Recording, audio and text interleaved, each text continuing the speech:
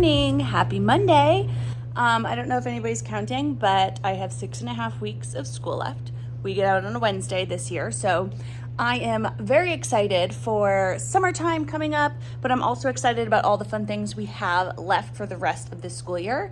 So this week I thought I would just take you along and pop in a few days and share what we are up to.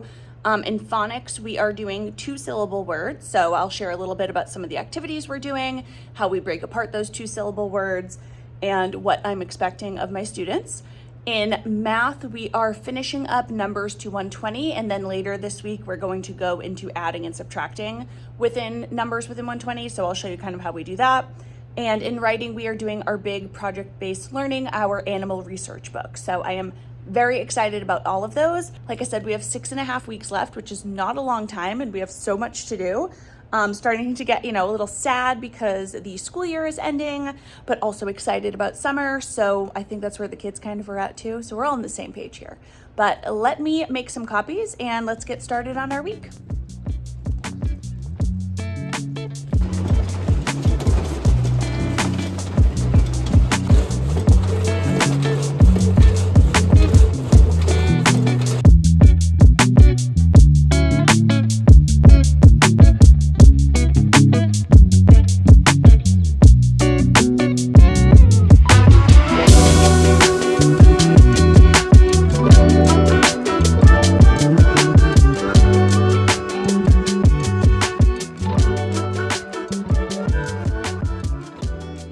All right, so pulling up the slides, we have our morning slide. For lunch, we have cheesy stuffed breadsticks, turkey and cheese, and a pretzel.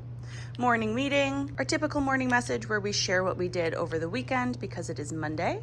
Our April calendar, into Heggerty, and phonics. So for phonics, we are going to review our vowel teams as well as our R-controlled vowels and diphthongs. So a bunch of slides for these, and we're gonna review our heart words. The last two we learned are back here, people and month. And then we are going to go into 2-syllable words. So last week we talked about 2-syllable words and both of them were closed syllables. Today we're going to introduce that one of the syllables can be a silent E syllable or a vowel consonant E syllable, however you say it. So mistake, and then we scoop it and I show them how to mark it. So for this, for marking, I would put a brev over the short I, a macron over the A. I also always take an arrow and just point to it. This is just for me. And then I mark them underneath. C is closed, and then V-E for a vowel consonant E syllable. So this is just to really show students how we can break this apart, mistake, and read these words, and that both of these parts are parts that students should know how to read. So it just is helping them feel confident in being able to attack this big word, mistake. And then reptile, same thing, we'll do a few of these, cupcake, and baseball. And I did this one because I wanted to show that, because all the other examples, the silent E syllable was at the end, but I want to show that it can be at the beginning as well, just so they know that. And then today we're really just going to do some dictation with it. So I'm going to say 2-syllable words. They will pound out the syllables on their desk and they'll do 1 syllable at a time. So we'll do a bunch of words, probably about 6 words, and then I will give them about 4 to 5 heart words to also spell and remember the heart part. And then I'll give them 1 or 2 sentences. And that should kind of be it for today. We have an electrical safety meeting this morning with our town's electric company. So they're gonna come and just teach the kids some basic things about electrical safety. Then we'll do snack and recess. I zoomed in on this slide real quick. This is just my literacy center slide, but it has all the kids' names. But you can see for their seesaw activity today, they have a read and match. I make all these, they're super simple to use in Seesaw, but they just have to read the word and then drag the picture over. When it's funny because when is really where I see the growth in my students and what we are working on. So here we just have a simple read and match in a sentence mix up. These are from some older TPT packets because I don't have read and match yet for 2-syllable words. Speaking of which, I have a ton of syllable things that I'm trying to get packaged and ready to go. That should probably be coming in the next couple weeks, but these are from an older packet that I have. And just looking at what my students can actually read now. So reading the sentences and pasting them up there, a sentence mix up, and then a bunch of practice for addition and subtraction, all within 100. So it's pretty remarkable when I look at, like, especially when I look back at the old slides of what they were doing towards the beginning of the year. It is May, or it's going to be May this week. So from my May writing pack, I picked out Super Sharks. They're going to listen to that video and then share some facts they learned. For the collaborative math part, I have a bunch of my 120 chart puzzles that they're going to do together.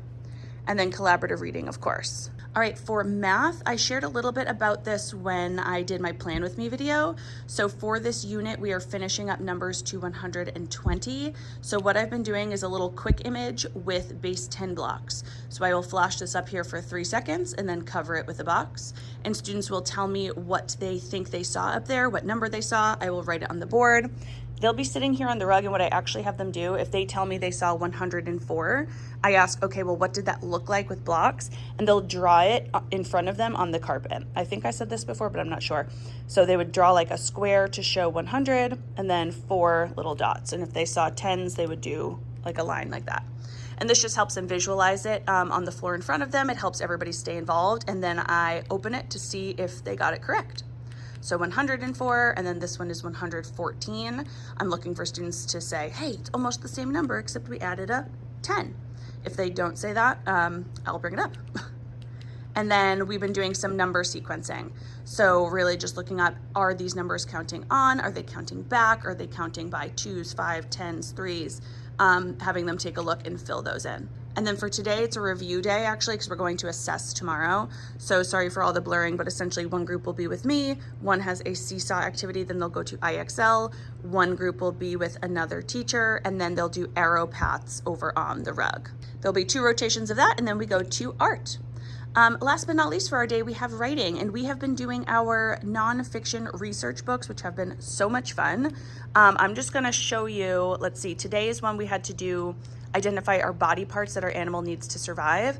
I've mentioned this a million times, but I always do my own animal that's separate from a kid's animal. So I show them how I would research it in PebbleGo. So I go ahead and go over to the PebbleGo page. I'll talk about the body, what it says, and I will identify some important parts of an ostrich. And then I'll give them a sentence starter for them to fill in. And then they'll sketch their animal and label the animal's important body parts. So that's basically what we're doing today. Let me pop in tomorrow and I can show you how this went.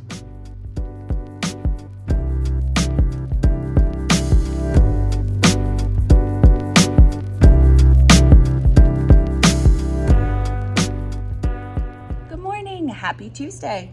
I know yesterday I shared the slides of what we were doing. Yesterday, basically, we followed everything on the slides that we did.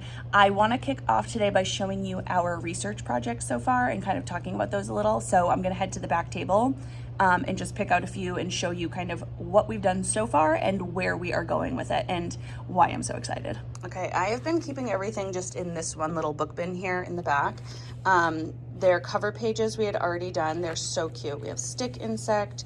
We have, let me see if I can show you without their names, wolf. And what we did is after students picked their animals, we just gave them access to a directed drawing so they could use that to, this one's a deer, bald eagle, porcupine, like they're so cute.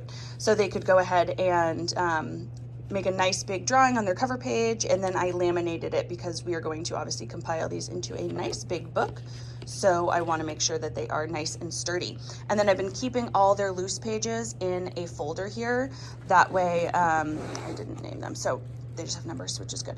So that way we can see what they're up to, and I don't want them to put their folders in their desks. I don't want them to get ruined, so I've just been collecting them. Okay, in terms of what we have done so far, I don't know if I shared this before, but this was such a great idea.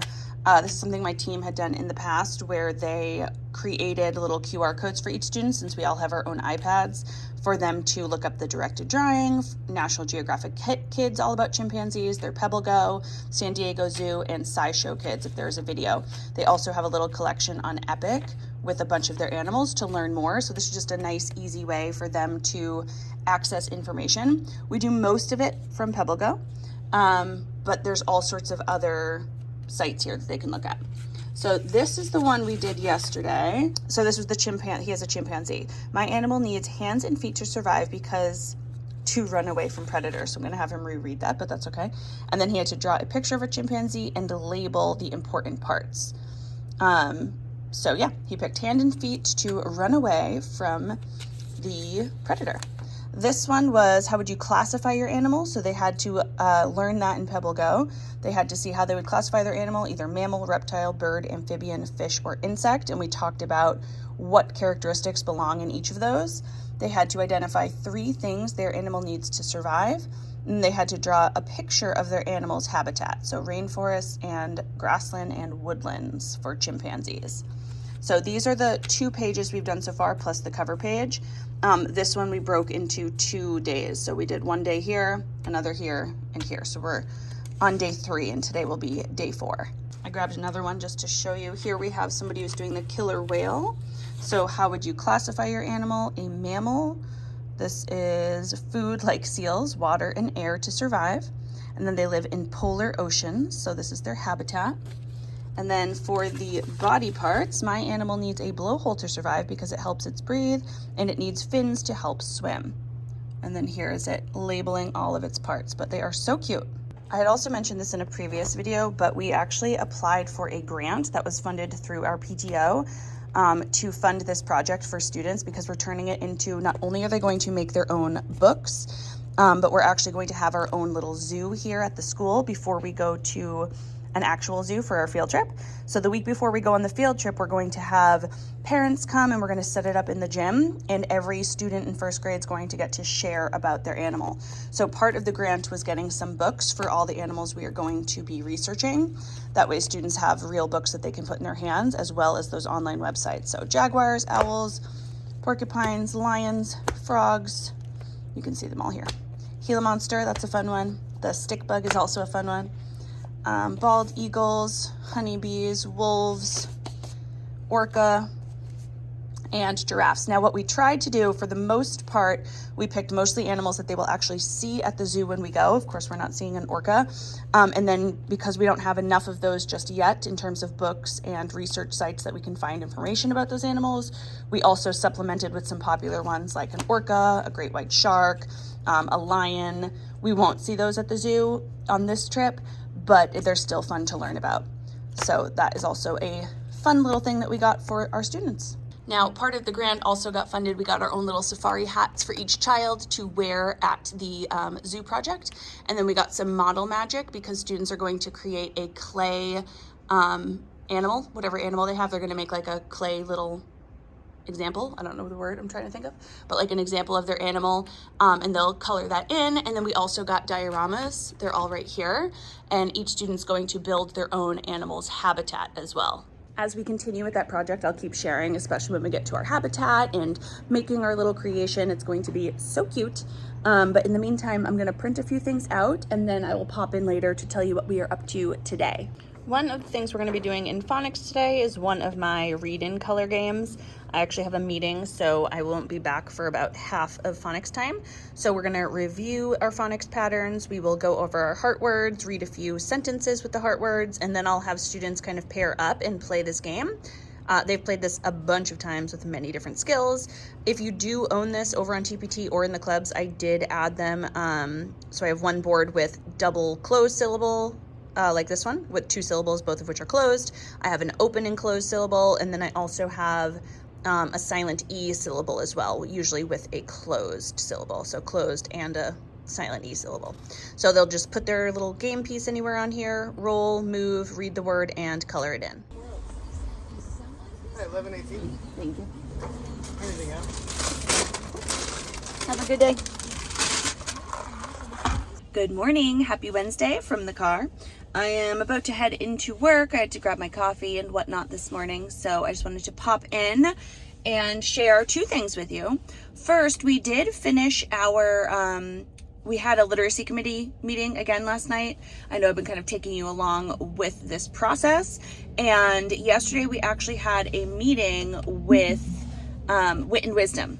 So we listened to Wit and Wisdom. As you know, Wit and Wisdom does not have a foundational skills part, so a phonics and phonemic awareness part. So if we chose to adopt that, we would need to also adopt potentially a new phonics curriculum, because we currently use foundations, and that is not all green on Ed Reports, which is what we have to use here in Massachusetts to determine what curriculum we will use.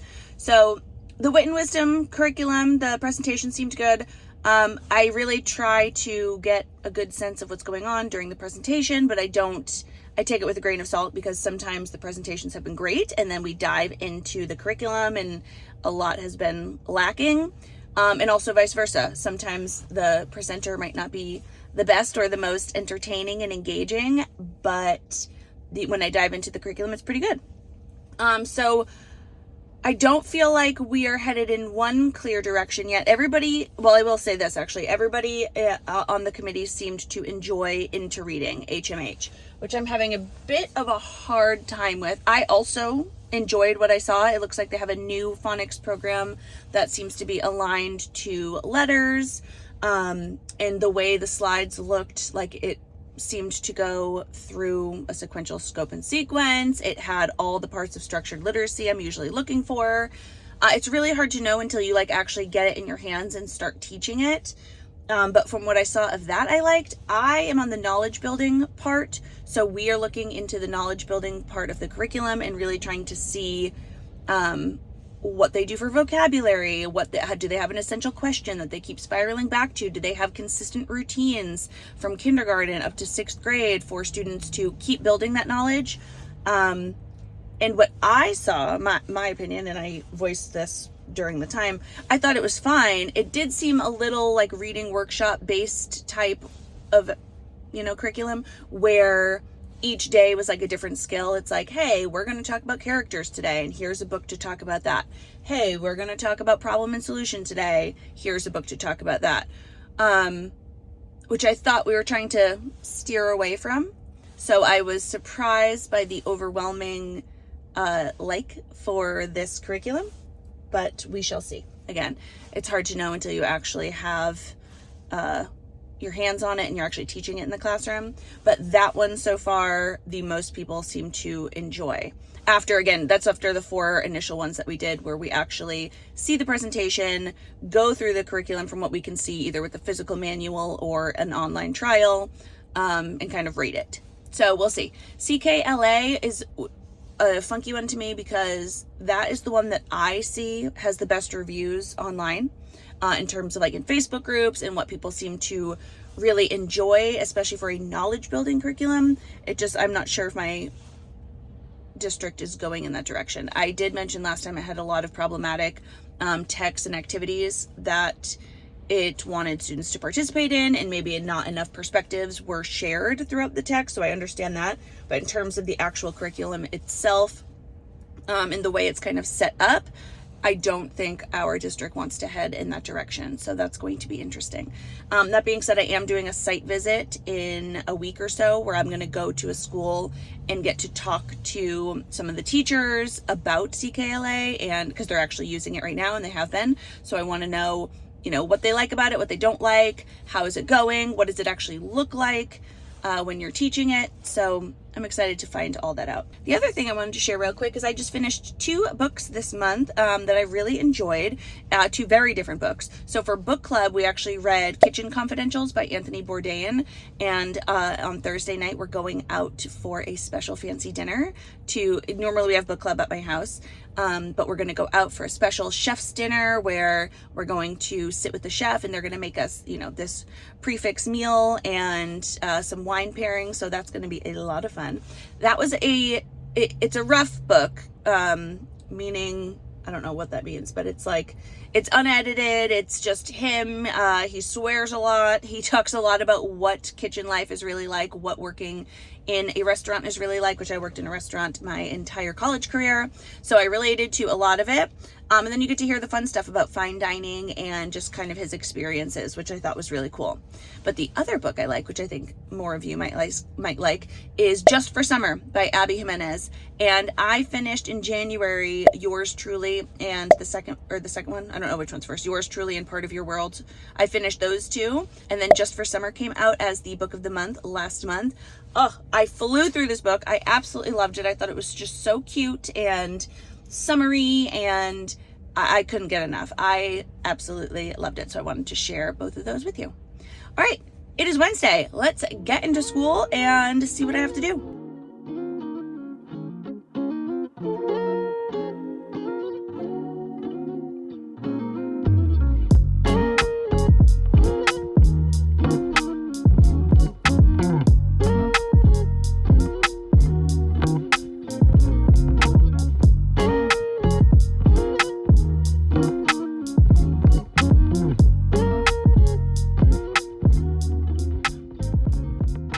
so yesterday, again, life got busy.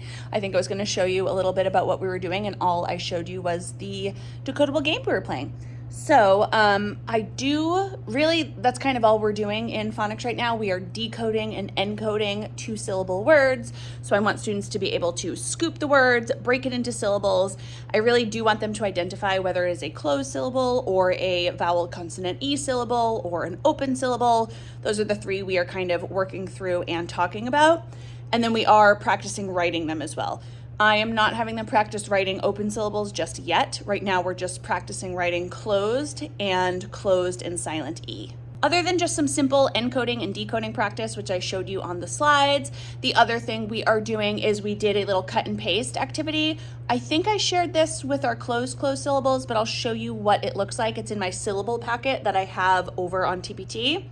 Or sorry, no, it's not on TPT yet, but it's in the clubs, and I told you I wanted to compile all of my syllable things and get it packaged and ready for TPT as well. So if that is ready, I'll have it down in the description for you to check out. If it's not ready yet, I'm working on it, but also let me know if that's something you would be interested in purchasing or looking at. So let me know down in the comments. All right, let me show you the cut and paste thing I'm talking about.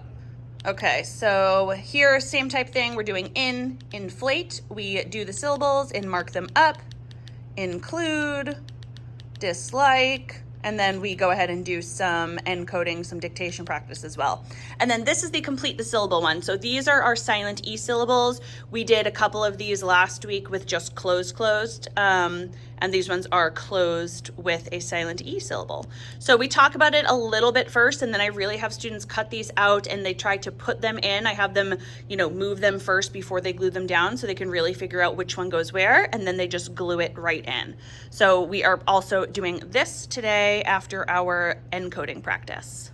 And then I just want to show you, yesterday we did our show what you know. So we did our little test for numbers to 120.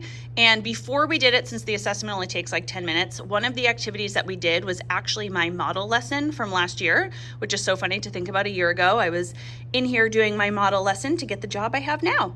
So thankfully, the lesson that I did was comparing and ordering numbers to 120, and I had already packaged it up. It's actually a freebie for you. I will link it down in the description, but here's a look at what the lesson plan looks like. And so this is kind of what we did before we did our show what we know. So let me show you the activities in it. You know me, I of course had a math talk first, so this is what the model lesson looked like, and this is what we did yesterday. For our math talk, I had the words more and less down here, and students just had to look at the 3 boxes, and they had to use the words more or less to compare the numbers that they see. And then we went ahead and did the same thing, but with the abstract, so with actual numbers up there. And then they had to fill in the blanks. This was just another type of math talk of what could we put in these blanks to make them correct. And we talked about how they have more than one answer. And then the explicit teaching. We can use our place value knowledge to compare and order numbers. Now, this was a review day, so I did not spend as long on this, but we talked about how we need to look at the different place value. We need to start with the hundreds. If that is the same, then we go to the tens, and if that's the same, we go to the ones. But we also talked about the largest place value. If this had 200, then we would know right then and there. We don't even need to compare the rest. We know that 200 is going to be more than 100 of anything. And then we just did a little practice comparing numbers with the symbol, and then using these 4 numbers, we ordered them. And then was the activity. So I will show you what this activity looks like here on the rug. It's a pretty simple one, but it is very effective, and it allows for some concrete practice as well as some abstract practice. So let me show you.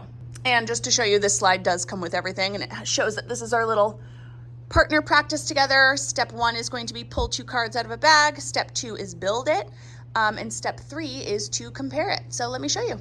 Okay, so I had these in a brown paper bag. I took them out and just moved them here because I'm going to save them for next year. But all we did is we put these in a bag. Students would take turns. They would each pull a number out of the bag, and they would have to build it using their cubes. Now there are, I don't know why this bag does not have, oh no, it's in there. There's one, a hundreds block in here. And our boards, we right now only have the 10s and 1s. But if they were going to build a number with the 100, we talked about where that would go, how it goes to the left, and the 100 would be here. So students went ahead and they built that number. Now, not everybody needed to use a mat. Many of them could just take it and build the number in front of them, but I did want them to be able to actually physically build the number, and then they would write the two numbers down here and compare it. So let me show you. All right, so I just randomly picked out 25 and 92. So whoever picked 25 would build that with their cubes. Whoever picked 92 would build that with their cubes. Then they would each write down their own number, so 25 and 92, and they would draw the symbol to compare them. Now, I did tell students to make sure they leave their cards out, so those two will not be in there again. And then they continue to pick. So they'd pick, let's say, 17 and 33. Build, compare, keep them out. Because when they're done, what they did is they had all their cards and they worked together with the partner, and they had to go ahead and put them in order from smallest to largest. So it was like an all-encompassing activity where at the end they've already built every single number, they've compared the numbers together, and now they're going to put them in order from biggest to smallest and record it here on the sheet. Most groups were able to finish that. There were a couple that I worked with that didn't get to the ordering part, but that is okay. I had them all stop at one point, and whatever cards they did have out, I still wanted them to order those from smallest to biggest. That way they could practice not just comparing two numbers, but comparing a bunch of numbers, even if it wasn't all of them.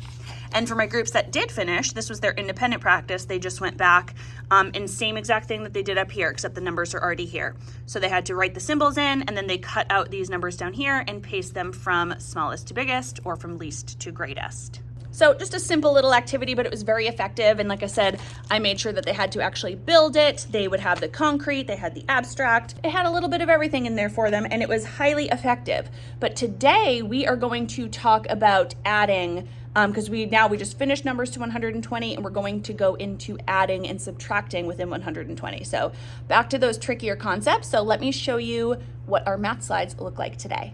All right, for our math talk, based on the model lesson that I did last year, I actually made a bunch of math talk slides for numbers to 120. So I'm gonna go through a bunch of these. They're exactly like the ones I just showed you, except with many more options and examples in here. Complete it. So I'm gonna go through a bunch of these. These also have some riddles here. So the numbers in between 37 and 86. It's greater than 42. So we're kind of narrowing it down and seeing if students can get the number. I'm only gonna do probably 2 or 3 of these slides today, but these are the ones I'll use over the next couple weeks. And then also hit the target. How can you use these outside numbers to make that inside number? So there's many different ways we can do that. And I wanna see which ones you can come up with. So these are the different types that are in this math talk. Like I said, I'll probably do 2 to 3 slides of these different ones today and use them throughout the upcoming weeks. After the math talk, we're going into our explicit teaching, so we can add ones to a 2-digit number. We're gonna do this in the same way that we introduced adding and subtracting within 40, but we're gonna do the same thing we did, except these numbers are just going to be larger. So now we're within 120. The first way I'm going to show them is with a number line or on a 120 chart. We can add ones to a 2-digit number by finding the number, hopping forward 4 spaces. We can put the big number in our head and count on 4 more, but we can also do it using our place value knowledge. So here we have 54. Oops, that's 55. I'm gonna change that right now. Oh, because it is 55. Just kidding. We have 55 plus 4. Using our place value knowledge, I'll ask students, do we need to add anything to the 10s? How do we know? Do we need to add anything to the 1s? I'll draw it up here. And then in this space right here, I will show them stack math, is what we call when it is vertical. So 55, I will line the 4 in the 1s place and show them how we start with the 1s and add. Then we are going to practice by building these numbers. So all I'm gonna have students do today is practice adding ones to a 2-digit number.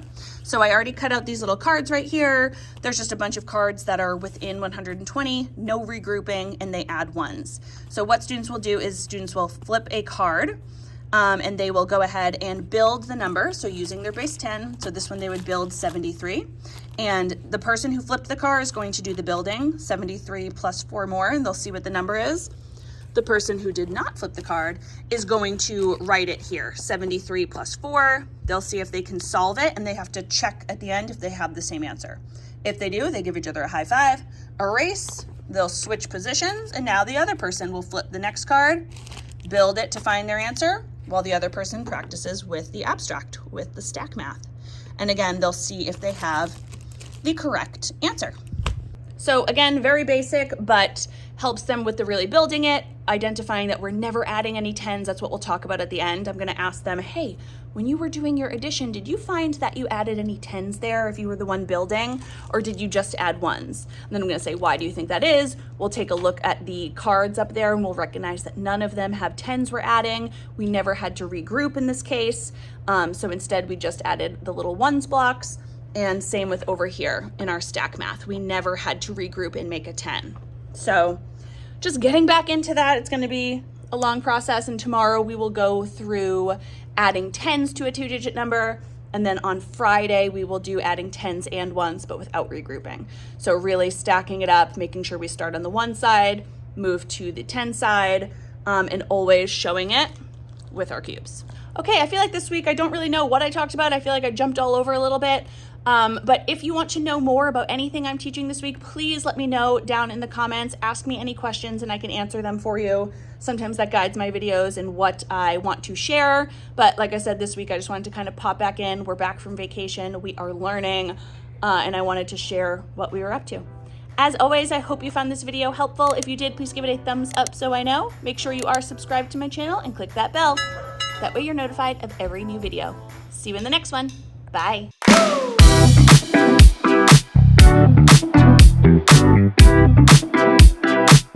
Thank you.